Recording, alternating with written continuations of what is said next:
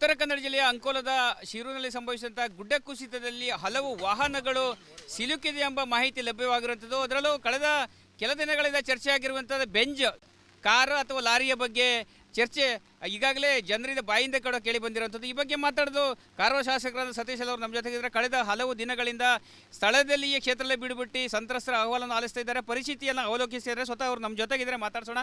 Sir, ಈಗ ಗುಡ್ಡ ಕುಸಿತದ ಘಟನೆ ಆಗಿ ಈಗ 4 ದಿನ ಆಯಿತು ಸರ್. ಈಗ ತೆರವು ಯಾವ ಮಟ್ಟದಲ್ಲಿ ನಡೀತಿದೆ ಸರ್? ಈಗಾಗಲೇ ನಾವು ಏನು ಈ ಕಾರ್ಯಾಚರಣೆಯನ್ನು ಡಿಸ್ಟ್ರಿಕ್ಟ್ ಅಡ್ಮಿನಿಸ್ಟ್ರೇಷನ್ ಮತ್ತು ನಮ್ಮ ಪೊಲೀಸ್ ಡಿಪಾರ್ಟ್ಮೆಂಟ್ ಮತ್ತು ಕಂದಾಯ ಇಲಾಖೆಯವರು ಸತತವಾಗಿ 24/7 ಆಗಿ government as per government direction ಪ್ರಕಾರ ನಾವು ಮಾಡ್ತಾ ಇದ್ದೇವೆ. 40 ಮೀಟರ್ ರೋಡ್ ಮತ್ತೆ ಖಾಲಿಯಾಗೋದು ಬಾಕಿ ಇದೆ. ಈಗಾಗಲೇ ಏನು ಬೆಂಜ್ ಕಾರಲ್ಲ, ಅದು ಬೆಂಜ್ ಟ್ರಕ್ ಅದೇನಾಗಿದೆ, ಇವಾಗ ಕೇರಳದಲ್ಲಿ ನ್ಯೂಸ್ನಲ್ಲೂ ಬರ್ತಾ ಇದೆ. ಅವ್ರದ್ದು ಲಾಸ್ಟ್ ಲೊಕೇಶನ್ ಇಲ್ಲೇ ತೋರಿಸ್ತಾ ಇದೆ. ಆದ್ದರಿಂದ ಸ್ವಲ್ಪ ಸ್ಲೋ ಆಗಿ ಅದನ್ನು ತೆಗಿಲಿಕ್ಕೆ ನಾವು ಟ್ರೈ ಮಾಡ್ತಾ ಇದ್ದೇವೆ. ನನ್ನ ಪ್ರಕಾರ 1 ಅಥವಾ 2 ಗಾಡಿ 100% ನಾವು ಮೊನ್ನೆ ಹೇಳಿದ ಪ್ರಕಾರ 12 ಏನು ಜೀವಗಳು ಹೋಗಿರ್ಬೋದು ಅಂತ ನಾವು ಊಹಿಸಿದ್ವಿ. ಇವತ್ತು 8 ಬಾಡಿಗಳ ಒಂದು ನಂಬರ್ ಸಿಕ್ಕಿದೆ.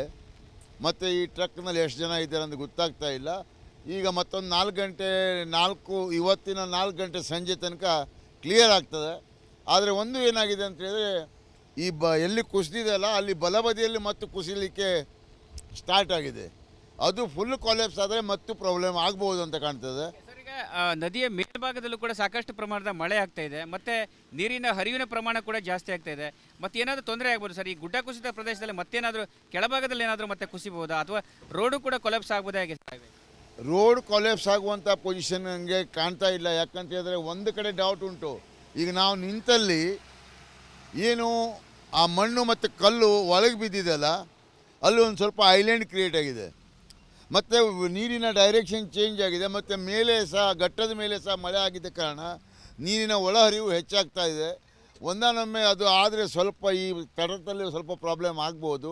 ಅದಕ್ಕೆ ನಾವು ಈಗಾಗಲೇ ಕಾಳಜಿ ಕೇಂದ್ರದಲ್ಲಿ ಎಲ್ಲ ತಟದಲ್ಲಿರುವ ಜನರನ್ನು ಟ್ರಾನ್ಸ್ಫರ್ ಮಾಡಿದ್ದೇವೆ. ಮತ್ತು ಈ ಅನಿಲ ಇದ್ದಂಥ ಒಂದು ಏನು ಟ್ಯಾಂಕರನ್ನು ಸಹ 30% ನಿನ್ನೆ ಅದನ್ನು ಕ್ಲಿಯರ್ ಮಾಡಿದ್ದೇವೆ.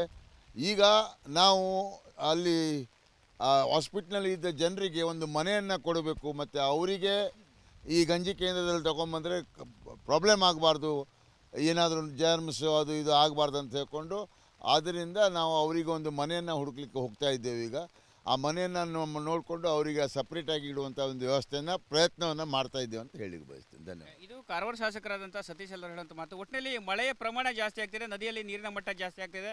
ಗುಡ್ಡ ಕುಸಿತದ ಪ್ರದೇಶದಲ್ಲಿ ಮತ್ತೆ ಗುಡ್ಡ ಕುಸಿಯುವ ಆತಂಕ ಕೂಡ ಎದುರಾಗಿದೆ. ಹೀಗಾಗಿ ಸಂಬಂಧಪಟ್ಟ ಸಂತ್ರಸ್ತರನ್ನು ನಾವು ಕಾಳಜಿ ಕೇಂದ್ರಕ್ಕೆ ಸ್ಥಳಾಂತರ ಮಾಡಿದ್ದೀವಿ ಎಂಬ ಅಭಿಪ್ರಾಯ ಹೇಳ್ತಿರುವಂಥದ್ದು. ಕ್ಯಾಮ್ರಾ ಪರ್ಸನ್ ಕಿಶನ್ ಗುರು ಜೊತೆ ನಾನು ಶೇಷಗಿರಿ ಮುಂಡಳ್ಳಿ, ರಿಪಬ್ಲಿಕ್ ಕನ್ನಡ, ಕಾರವಾರ. ಉತ್ತರ ಕನ್ನಡ ಜಿಲ್ಲೆಯ ಅಂಕೋಲದ ಶಿರೂರಿನಲ್ಲಿ ಸಂಭವಿಸಿದಂತಹ ಗುಡ್ಡ ಕುಸಿತದಲ್ಲಿ ಹಲವು ವಾಹನಗಳು ಸಿಲುಕಿದೆ ಎಂಬ ಮಾಹಿತಿ ಲಭ್ಯವಾಗಿರುವಂಥದ್ದು. ಅದರಲ್ಲೂ ಕಳೆದ ಕೆಲ ದಿನಗಳಿಂದ ಚರ್ಚೆ ಆಗಿರುವಂಥದ್ದು ಬೆಂಜ್ ಕಾರು ಅಥವಾ ಲಾರಿಯ ಬಗ್ಗೆ ಚರ್ಚೆ ಈಗಾಗಲೇ ಜನರಿಂದ ಬಾಯಿಂದ ಕೂಡ ಕೇಳಿ ಬಂದಿರುವಂಥದ್ದು. ಈ ಬಗ್ಗೆ ಮಾತಾಡೋದು ಕಾರವಾರ ಶಾಸಕರಾದ ಸತೀಶ್ ಅವರು ನಮ್ಮ ಜೊತೆಗಿದ್ದಾರೆ. ಕಳೆದ ಹಲವು ದಿನಗಳಿಂದ ಸ್ಥಳದಲ್ಲಿಯೇ ಕ್ಷೇತ್ರದಲ್ಲಿ ಬಿಡುಬಿಟ್ಟು ಸಂತ್ರಸ್ತರ ಅಹವಾಲನ್ನು ಆಲಿಸ್ತಾ ಇದ್ದಾರೆ, ಪರಿಸ್ಥಿತಿಯನ್ನು ಅವಲೋಕಿಸಿದ್ದಾರೆ. ಸ್ವತಃ ಅವರು ನಮ್ಮ ಜೊತೆಗಿದ್ದಾರೆ, ಮಾತಾಡ್ಸೋಣ. ಸರ್, ಈಗ ಗುಡ್ಡ ಕುಸಿತದ ಘಟನೆ ಆಗಿ ಈಗ 4 ದಿನ ಆಯಿತು ಸರ್. ಈಗ ತೆರವು ಯಾವ ಮಟ್ಟದಲ್ಲಿ ನಡೀತಿದೆ ಸರ್? ಈಗಾಗಲೇ ನಾವು ಏನು ಈ ಕಾರ್ಯಾಚರಣೆಯನ್ನು ಡಿಸ್ಟ್ರಿಕ್ಟ್ ಅಡ್ಮಿನಿಸ್ಟ್ರೇಷನ್ ಮತ್ತು ನಮ್ಮ ಪೊಲೀಸ್ ಡಿಪಾರ್ಟ್ಮೆಂಟ್ ಮತ್ತು ಕಂದಾಯ ಇಲಾಖೆಯವರು ಸತತವಾಗಿ 24/7 ಆಗಿ government as per government direction ಪ್ರಕಾರ ನಾವು ಮಾಡ್ತಾ ಇದ್ದೇವೆ.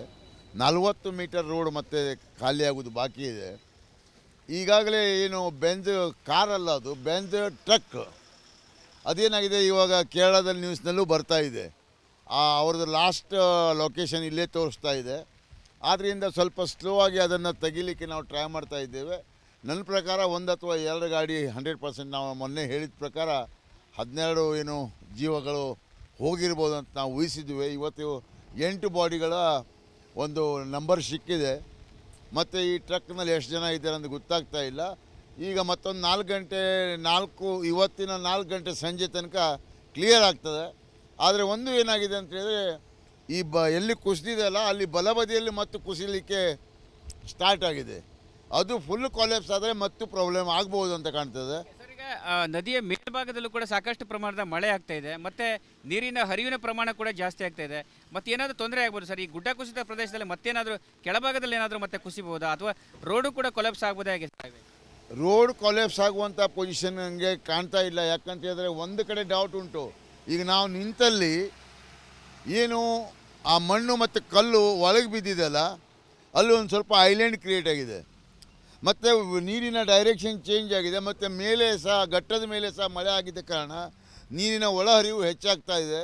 ಒಂದಾನೊಮ್ಮೆ ಅದು ಆದರೆ ಸ್ವಲ್ಪ ಈ ತಟದಲ್ಲಿ ಸ್ವಲ್ಪ ಪ್ರಾಬ್ಲಮ್ ಆಗ್ಬೋದು. ಅದಕ್ಕೆ ನಾವು ಈಗಾಗಲೇ ಕಾಳಜಿ ಕೇಂದ್ರದಲ್ಲಿ ಎಲ್ಲ ತಟದಲ್ಲಿರುವ ಜನರನ್ನು ಟ್ರಾನ್ಸ್ಫರ್ ಮಾಡಿದ್ದೇವೆ. ಮತ್ತು ಈ ಅನಿಲ ಇದ್ದಂಥ ಒಂದು ಏನು ಟ್ಯಾಂಕರನ್ನು ಸಹ 30% ನಿನ್ನೆ ಅದನ್ನು ಕ್ಲಿಯರ್ ಮಾಡಿದ್ದೇವೆ. ಈಗ ನಾವು ಅಲ್ಲಿ ಹಾಸ್ಪಿಟ್ಲಲ್ಲಿ ಇದ್ದ ಜನರಿಗೆ ಒಂದು ಮನೆಯನ್ನು ಕೊಡಬೇಕು. ಮತ್ತು ಅವರಿಗೆ ಈ ಗಂಜಿ ಕೇಂದ್ರದಲ್ಲಿ ತೊಗೊಂಬಂದರೆ ಪ್ರಾಬ್ಲಮ್ ಆಗಬಾರ್ದು, ಏನಾದರೂ ಜರ್ಮ್ಸು ಅದು ಇದು ಆಗಬಾರ್ದು ಅಂತ ಹೇಳ್ಕೊಂಡು, ಆದ್ದರಿಂದ ನಾವು ಅವರಿಗೆ ಒಂದು ಮನೆಯನ್ನು ಹುಡುಕ್ಲಿಕ್ಕೆ ಹೋಗ್ತಾ ಇದ್ದೇವೆ. ಈಗ ಆ ಮನೆಯನ್ನು ನೋಡಿಕೊಂಡು ಅವರಿಗೆ ಸಪ್ರೇಟಾಗಿ ಇಡುವಂಥ ಒಂದು ವ್ಯವಸ್ಥೆಯನ್ನು ಪ್ರಯತ್ನವನ್ನು ಮಾಡ್ತಾ ಇದ್ದೇವೆ ಅಂತ ಹೇಳಿ ಬಯಸ್ತೇನೆ. ಧನ್ಯವಾದ. ಇದು ಕಾರವಾರ ಶಾಸಕರಾದಂಥ ಸತೀಶ್ ಎಲ್ಲರೂ ಹೇಳುವಂಥ ಮಾತು. ಒಟ್ಟಿನಲ್ಲಿ ಮಳೆಯ ಪ್ರಮಾಣ ಜಾಸ್ತಿ ಆಗ್ತಿದೆ, ನದಿಯಲ್ಲಿ ನೀರಿನ ಮಟ್ಟ ಜಾಸ್ತಿ ಆಗ್ತಿದೆ. ಗುಡ್ಡ ಕುಸಿತದ ಪ್ರದೇಶದಲ್ಲಿ ಮತ್ತೆ ಗುಡ್ಡ ಕುಸಿಯುವ ಆತಂಕ ಕೂಡ ಎದುರಾಗಿದೆ. ಹೀಗಾಗಿ ಸಂಬಂಧಪಟ್ಟ ಸಂತ್ರಸ್ತರನ್ನು ನಾವು ಕಾಳಜಿ ಕೇಂದ್ರಕ್ಕೆ ಸ್ಥಳಾಂತರ ಮಾಡಿದ್ದೀವಿ ಎಂಬ ಅಭಿಪ್ರಾಯ ಹೇಳ್ತಿರುವಂಥದ್ದು. ಕ್ಯಾಮ್ರಾ ಪರ್ಸನ್ ಕಿಶನ್ ಗುರು ಜೊತೆ ನಾನು ಶೇಷಗಿರಿ ಮುಂಡಳ್ಳಿ, ರಿಪಬ್ಲಿಕ್ ಕನ್ನಡ, ಕಾರವಾರ. ಉತ್ತರ ಕನ್ನಡ ಜಿಲ್ಲೆಯ ಅಂಕೋಲದ ಶಿರೂರಿನಲ್ಲಿ ಸಂಭವಿಸಿದಂಥ ಗುಡ್ಡ ಕುಸಿತದಲ್ಲಿ ಹಲವು ವಾಹನಗಳು ಸಿಲುಕಿದೆ ಎಂಬ ಮಾಹಿತಿ ಲಭ್ಯವಾಗಿರುವಂಥದ್ದು. ಅದರಲ್ಲೂ ಕಳೆದ ಕೆಲ ದಿನಗಳಿಂದ ಚರ್ಚೆ ಆಗಿರುವಂಥದ್ದು ಬೆಂಜ್ ಕಾರು ಅಥವಾ ಲಾರಿಯ ಬಗ್ಗೆ ಚರ್ಚೆ ಈಗಾಗಲೇ ಜನರಿಂದ ಬಾಯಿಂದ ಕೂಡ ಕೇಳಿ ಬಂದಿರುವಂಥದ್ದು. ಈ ಬಗ್ಗೆ ಮಾತಾಡೋದು ಕಾರವಾರ ಶಾಸಕರಾದ ಸತೀಶ್ ಅವರು ನಮ್ಮ ಜೊತೆಗಿದ್ದಾರೆ. ಕಳೆದ ಹಲವು ದಿನಗಳಿಂದ ಸ್ಥಳದಲ್ಲಿಯೇ ಕ್ಷೇತ್ರದಲ್ಲಿ ಬಿಡುಬಿಟ್ಟು ಸಂತ್ರಸ್ತರ ಅಹವಾಲನ್ನು ಆಲಿಸ್ತಾ ಇದ್ದಾರೆ, ಪರಿಸ್ಥಿತಿಯನ್ನು ಅವಲೋಕಿಸಿದ್ದಾರೆ. ಸ್ವತಃ ಅವರು ನಮ್ಮ ಜೊತೆಗಿದ್ದಾರೆ, ಮಾತಾಡ್ಸೋಣ. ಸರ್, ಈಗ ಗುಡ್ಡ ಕುಸಿತದ ಘಟನೆ ಆಗಿ ಈಗ 4 ದಿನ ಆಯಿತು ಸರ್. ಈಗ ತೆರವು ಕಾರ್ಯಾಚರಣೆ ಯಾವ ಮಟ್ಟದಲ್ಲಿ ನಡೀತಾ ಇದೆ ಸರ್? ಈಗಾಗಲೇ ನಾವು ಏನು ಈ ಕಾರ್ಯಾಚರಣೆಯನ್ನು ಡಿಸ್ಟ್ರಿಕ್ಟ್ ಅಡ್ಮಿನಿಸ್ಟ್ರೇಷನ್ ಮತ್ತು ನಮ್ಮ ಪೊಲೀಸ್ ಡಿಪಾರ್ಟ್ಮೆಂಟ್ ಮತ್ತು ಕಂದಾಯ ಇಲಾಖೆಯವರು ಸತತವಾಗಿ 24/7 ಆಗಿ government as per government direction ಪ್ರಕಾರ ನಾವು ಮಾಡ್ತಾ ಇದ್ದೇವೆ. 40 ಮೀಟರ್ ರೋಡ್ ಮತ್ತು ಖಾಲಿಯಾಗೋದು ಬಾಕಿ ಇದೆ. ಈಗಾಗಲೇ ಏನು ಬೆಂಜ್ ಕಾರಲ್ಲ, ಅದು ಬೆಂಜ್ ಟ್ರಕ್ ಅದೇನಾಗಿದೆ, ಇವಾಗ ಕೇರಳದಲ್ಲಿ ನ್ಯೂಸ್ನಲ್ಲೂ ಬರ್ತಾ ಇದೆ. ಅವ್ರದ್ದು ಲಾಸ್ಟ್ ಲೊಕೇಶನ್ ಇಲ್ಲೇ ತೋರಿಸ್ತಾ ಇದೆ. ಆದ್ದರಿಂದ ಸ್ವಲ್ಪ ಸ್ಲೋ ಆಗಿ ಅದನ್ನು ತೆಗಿಲಿಕ್ಕೆ ನಾವು ಟ್ರೈ ಮಾಡ್ತಾ ಇದ್ದೇವೆ. ನನ್ನ ಪ್ರಕಾರ 1 ಅಥವಾ 2 ಗಾಡಿ 100% ನಾವು ಮೊನ್ನೆ ಹೇಳಿದ ಪ್ರಕಾರ 12 ಏನು ಜೀವಗಳು ಹೋಗಿರ್ಬೋದು ಅಂತ ನಾವು ಊಹಿಸಿದ್ವಿ. ಇವತ್ತು 8 ಬಾಡಿಗಳ ಒಂದು ನಂಬರ್ ಸಿಕ್ಕಿದೆ. ಮತ್ತು ಈ ಟ್ರಕ್ನಲ್ಲಿ ಎಷ್ಟು ಜನ ಇದ್ದಾರೆ ಅಂತ ಗೊತ್ತಾಗ್ತಾ ಇಲ್ಲ. ಈಗ ಮತ್ತೊಂದು 4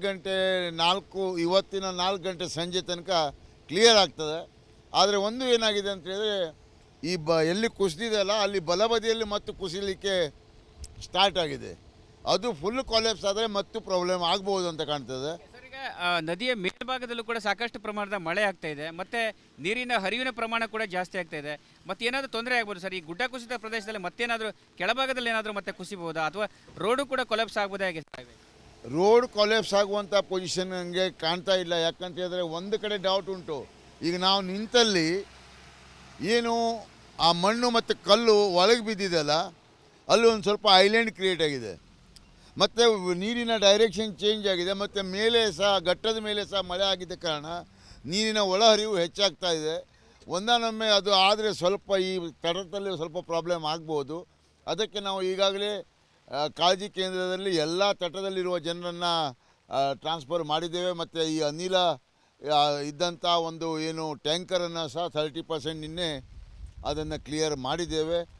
ಈಗ ನಾವು ಅಲ್ಲಿ ಹಾಸ್ಪಿಟ್ಲಲ್ಲಿ ಇದ್ದ ಜನರಿಗೆ ಒಂದು ಮನೆಯನ್ನು ಕೊಡಬೇಕು. ಮತ್ತು ಅವರಿಗೆ ಈ ಗಂಜಿ ಕೇಂದ್ರದಲ್ಲಿ ತೊಗೊಂಬಂದರೆ ಪ್ರಾಬ್ಲಮ್ ಆಗಬಾರ್ದು, ಏನಾದರೂ ಜರ್ಮ್ಸು ಅದು ಇದು ಆಗಬಾರ್ದು ಅಂತ ಹೇಳ್ಕೊಂಡು, ಆದ್ದರಿಂದ ನಾವು ಅವರಿಗೆ ಒಂದು ಮನೆಯನ್ನು ಹುಡುಕ್ಲಿಕ್ಕೆ ಹೋಗ್ತಾ ಇದ್ದೇವೆ. ಈಗ ಆ ಮನೆಯನ್ನು ನೋಡಿಕೊಂಡು ಅವರಿಗೆ ಸಪ್ರೇಟಾಗಿ ಇಡುವಂಥ ಒಂದು ವ್ಯವಸ್ಥೆಯನ್ನು ಪ್ರಯತ್ನವನ್ನು ಮಾಡ್ತಾ ಇದ್ದೇವೆ ಅಂತ ಹೇಳಿ ಬಯಸ್ತೇನೆ. ಧನ್ಯವಾದ. ಇದು ಕಾರವಾರ ಶಾಸಕರಾದಂಥ ಸತೀಶ್ ಎಲ್ಲರೂ ಹೇಳುವಂಥ ಮಾತು. ಒಟ್ಟಿನಲ್ಲಿ ಮಳೆಯ ಪ್ರಮಾಣ ಜಾಸ್ತಿ ಆಗ್ತಿದೆ, ನದಿಯಲ್ಲಿ ನೀರಿನ ಮಟ್ಟ ಜಾಸ್ತಿ ಆಗ್ತಿದೆ.